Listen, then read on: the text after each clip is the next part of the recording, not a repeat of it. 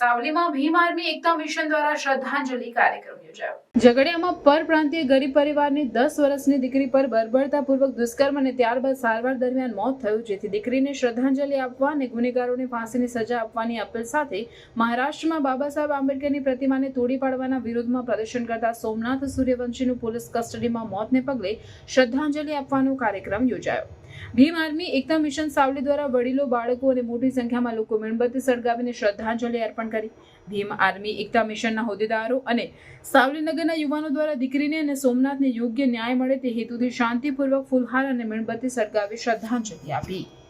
આજની આ ઘટના ઝઘડિયાની અંદર એક દીકરીનું બળાત્કાર થયા બાદ મૃત્યુ થયેલ છે અને પરભણીની અંદર એક બહુજન સમાજના નવયુવાનનું મૃત્યુ થયેલી અને શ્રદ્ધાંજલિનો પ્રોગ્રામ ભીમ આર્મી ભારત એકતા મિશન ગુજરાત પ્રદેશમાં સાવલી ખાતે રાખવામાં આવેલ છે। જી, આપની શું માંગ છે?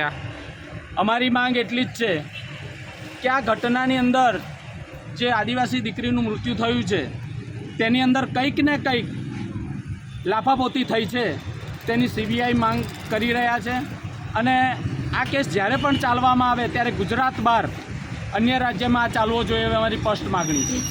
આપનું નામ? મારું નામ મકવાણા મહેશભાઈ કનુભાઈ, ગુજરાત ભીમ આર્મી ઉપાધ્યક્ષ।